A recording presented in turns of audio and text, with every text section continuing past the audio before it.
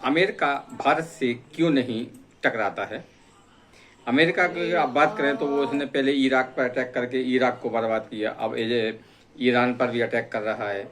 इसके पहले अफगानिस्तान, यानी कि अमेरिका अपने आप को दुनिया का सबसे बड़ा और शक्तिशाली देश समझता है। अमेरिका शक्तिशाली देश है, इसमें दो राय है नहीं। इसलिए वो दुनिया में कहीं भी कोई भी मसला हो, अमेरिका अपनी टांग जरूर अड़ाएगा। अब यही आदत चाइना की भी है। सवाल उठता है कि अमेरिका हो, चाइना हो, ये सब भारत से सीधे तौर पर पंगा क्यों नहीं लेते हैं। तो इसकी बड़ी वजह क्या है, आज हम इस वीडियो में जानेंगे। और आपसे भाई निवेदन है कि चैनल को सब्सक्राइब कर बेल आइकन प्रेस करें, वीडियो को लाइक एवं शेयर कर कमेंट्स बॉक्स में अपनी राय जरूर दें कि अमेरिका और चाइना जैसे बड़े देश भारत से सीधे तौर पर पंगा क्यों नहीं लेते हैं। आपकी राय हमारे लिए बहुत ही महत्वपूर्ण है। अमेरिका कहीं भी कोई भी मामला हो, कोई भी युद्ध हो, कुछ भी हो, अमेरिका अपनी टांग जरूर अड़ाएगा। अब आप देख रहे हैं कि वर्तमान में इजराइल और ईरान का युद्ध हो रहा था, उसमें भी अपने अमेरिका घुस गया। अमेरिका ने कल रात पर ईरान में बड़े हमला किया। और पे आप देखा होगा खाड़ी युद्ध के समय उसने इराक को भी बर्बाद कर दिया। और इराक में सद्दाम हुसैन का क्या हाल किया था सब जानते हैं। उसके पहले भी अमेरिका कई देशों में अब सीधे तौर पर दखल दिया, कहीं अप्रत्यक्ष रूप से, लेकिन अमेरिका का दखल रहा है। भारत के मामले में ऐसा नहीं है। अमेरिका भारत से सीधे तौर पर कभी भी पंगा नहीं लेता है, और अब चाइना भी भारत से सीधे तौर पर पंगा लेने से डरता है। इसके पीछे बड़ी वजह यह है कि भारत का न्यूक्लियर ताकत होना। आज की डेट में दुनिया का जो भी देश से परमाणु शक्ति संबंध है, जिसके पास में परमाणु बम है, उससे कोई भी देश से भिड़ना नहीं चाहता और न भिड़ता है। चाहे वो अमेरिका हो, चाहे वो जापान हो, चाहे चाइना हो। तो भारत के पास में न्यूक्लियर ताकत है। भारत के पास में परमाणु बम है। 1998 में भारत ने अपने परमाणु बम का परीक्षण कर अपने आप को परमाणु शक्ति संपन्न देश घोषित कर दिया था। तभी से आप देख रहे हैं कि भारत ऊपर कूटनीतिक हो, अप्रत्यक्ष रूप से दबाव, तरह तरह की बातें चलती रहती हैं, लेकिन कोई भी देश सीधे तौर पर भारत से पंगा नहीं लेता है, ना ही भारत को कभी युद्ध की धमकी देता है। यानी कि आज की डेट में जिस देश के पास में परमाणु बम है, वही देश सुरक्षित है। अब हम बात करें तो ईरान की, तो जो बड़े देश हैं, अमेरिका हो, ब्रिटेन हो, जापान हो, ये देश चाहते हैं कि जो जिनके पास में फिलहाल परमाणु बम हैं, वो उनके अलावा कोई देश परमाणु बम न बना सके। और ईरान और इजराइल के बीच में जो लड़ाई चल रही है, उसका सार यही है कि अमेरिका नहीं चाहता है, इजराइल नहीं चाहता है कि उनके अलावा कोई तीसरा देश, यानी कि अन्य देश परमाणु बम बनाए। अमेरिका ने इसीलिए ईरान के परमाणु ठिकानों पर कल रात में भीषण हमला किया, है ना, ताकि ईरान परमाणु शक्ति संपन्न देश न बन सके।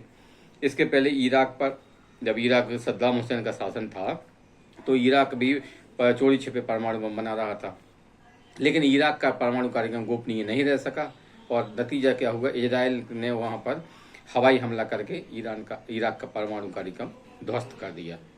लीबिया के साथ में भी यही हुआ। अब हम बात करते हैं रूस और यूक्रेन की।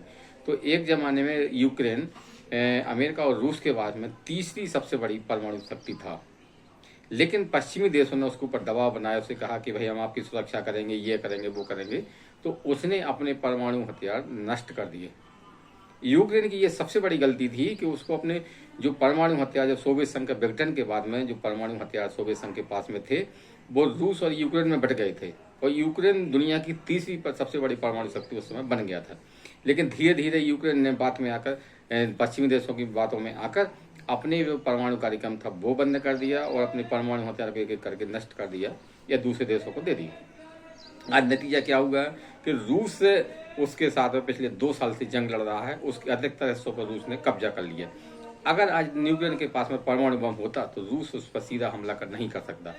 ईरान के पास में अगर परमाणु बम होता तो अमेरिका और इजराइल उसके ऊपर हमला करने से पहले 100 बार सोचते। तो दुनिया में अगर किसी देश को सुरक्षित रहना है तो उसके पास में परमाणु बम होना ही चाहिए। और भारत ने 1998 में अपने आपको परमाणु शक्ति संपन्न देश घोषित किया, तभी से भारत के जो पड़ोसी देश हैं वो भारत से सीधा पंगा नहीं लेते हैं।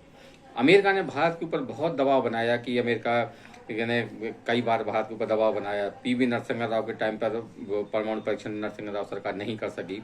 उसके पहले इंदिरा गांधी ने जब 1974 में पहला परमाणु परीक्षण किया था, उसके बाद में इंदिरा गांधी भी परमाणु परीक्षण दबाव में आकर नहीं कर सकी, फिर नरसिम्हा राव ने कर सकी। लेकिन अटल बिहारी वाजपेयी की सरकार ने वो कर दिखाया जो भारत के लिए बहुत जरूरी था।